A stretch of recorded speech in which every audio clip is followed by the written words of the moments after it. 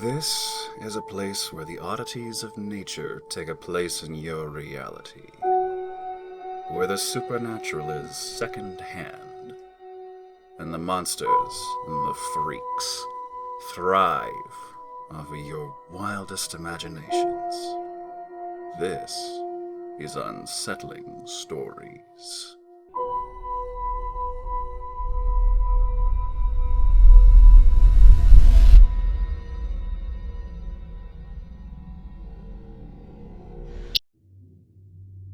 The visual effect of geometry in art can be intoxicating.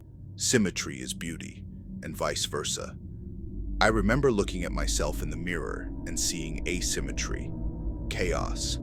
A shape, certainly, but not one of mathematical precision or artistic effort. Rather, one of slothful neglect, the product of a blind, talentless sculptor using mud instead of marble. I decided to change. I could be beautiful too. Everywhere I went, I looked for inspiration. After a brief period of searching, nature herself provided me with all I needed. I knew what I could become.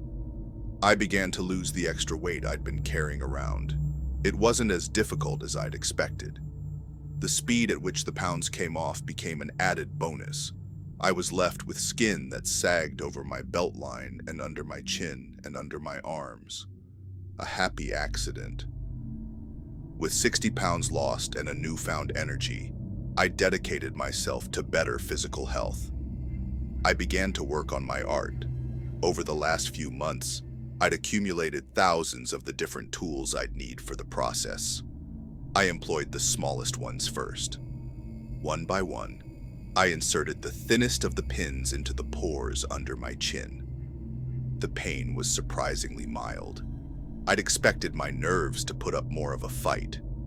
Knowing my body was so accepting of this change made me smile. I was a blank canvas with unlimited potential.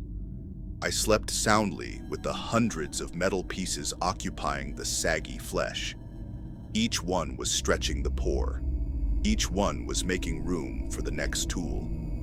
The following day, I swapped the first set of pins for the next, slightly wider set. Again, there was little pain.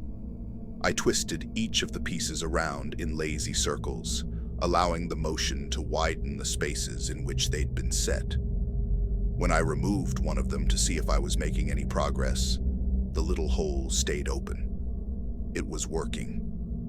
Days went by as I repeated the process with wider and wider pins or needles. I was grateful for the loose skin. There was so much more room to work. After 3 weeks, the holes were the diameter of a pencil eraser. After 2 months, they were as wide as my pinky finger. I'd reached the maximum size of my tools. It didn't matter. I was done. I pulled the skin down to expose the holes. There were hundreds of dark, bloodless pits occupying the pores. I'd never walked around the house with the holes exposed until that moment. The sensation of air against the nerves inside was indescribable. It was as if I'd grown a whole new body part that was feeling for the first time. How much more of me was trapped beneath the surface, deep in slumber, waiting to be awakened? I would have to wait to find out. There was so much left to do. Mother Nature, in her wisdom and beauty, had presented me with a wasp's nest on the day I sought inspiration. I remember studying its pockmarked surface, each hole a beautiful hexagonal prism. When I returned to the nest, it had grown larger. I'd planned for this, though. I used smoke to nullify the majority of the adults as I took their home with me. Once there, I carefully cut the nest in half. The few angry wasps that remained were destroyed. I was after their children. With great care, I smeared small bits of honey inside each of my new holes. Everything I'd read told me how much they loved it. Once the interiors were coated, I used tweezers to tease the larval wasps from the papery cavities.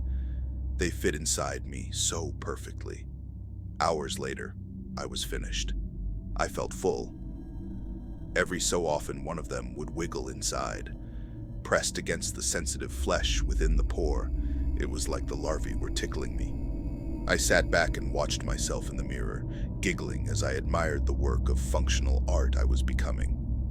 I'd have to wait nearly 2 weeks for the larvae to start spinning silk for their metamorphoses. I dutifully fed them honey as they grew fatter and more active, feeling them stretching the pores beyond the diameter to which I'd grown accustomed. The pain, while greater than I'd experienced before then, was still hardly a concern. It was all worth it. While I waited, I studied my body to find the site for my next project. My belly was the most obvious, as it was the largest area and had the most loose skin, so it was what I chose. I didn't want to use wasps again, though. If I was going to be a true piece of art, I wasn't going to only use one subject. I found a picture of a beautiful frog that kept its eggs inside holes in its back. When they hatched, left behind a lovely cratered surface. I was overcome by the beauty of it all and decided the frog would be my next featured piece. I rushed to create the holes in my belly. In a burst of creative inspiration, I included my chest and the skin under my arms. Because of my excitement, I started with much thicker needles than I'd used on my chin. The pain was intense and blood poured from the sites, but the holes appeared quickly. After weeks spent dealing with complications and having to stretch cavities whose diameter decreased as the swelling and infection surrounding it increased, I felt the little cocoons in my neck start to hum. The larvae had spun their silk and sealed off their little homes many days ago. They were changing. So was I. More days flew by as I grappled with the reality of how I wouldn't be able to find the frogs in time before the new holes swelled to the point of being nearly shut. I was depressed for a day or so, but its curtain was lifted whenever the babies inside my throat hummed to me. During a particularly dark period of sadness, I noticed flies were landing in the areas of my body that had been overcome by putrefaction.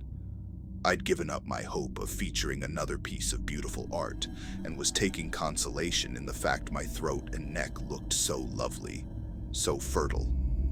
As the flies gathered, though, I realized what they were doing. I pushed my fingers into the holes and pried them open. Deep within, writhing in the sludge at the bottom of each cavity, were tiny maggots.